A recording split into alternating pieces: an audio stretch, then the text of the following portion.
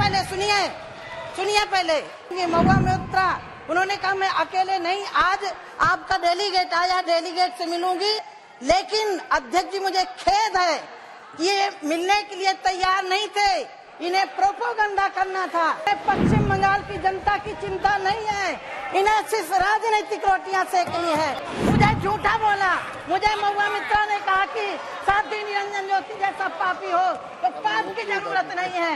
मैं यद्यपि इस सदन का सवाल नहीं है, लेकिन जिस तरह से मेरे को झूठा आरोप लगाया गया, इन्होंने आधा घंटे का समय मांगा था 5 लोगों का, मैंने कहा 5 लोग आ जाइए, 5 लोग के बाद 10 मिनट के बाद कहते हैं हम 10 लोग आएंगे, हमने कहा 10 लोग आ जाइए, फिर बोले जनता से मिलिए। मैंने कहा आपका जो प्रतिनिधि मंडल आया है जिस इशू को लेकर के, उसके पहले टेबल में बात करिए।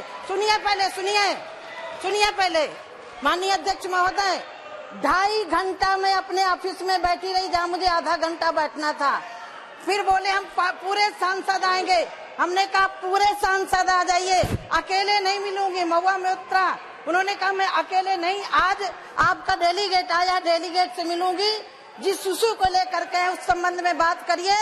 लेकिन अध्यक्ष जी मुझे खेद है, ये मिलने के लिए तैयार नहीं थे, इन्हें प्रोपोगंडा करना था, मेरे ऑफिस में धरना देना था। माननीय अध्यक्ष महोदय, मैं 2.5 घंटा बैठी रही, 2.5 घंटा रात में 6 बजे से लेकर के 8:30 बजे उठी हूँ, और मेरे को बोला पीछे गेट से निकल गई।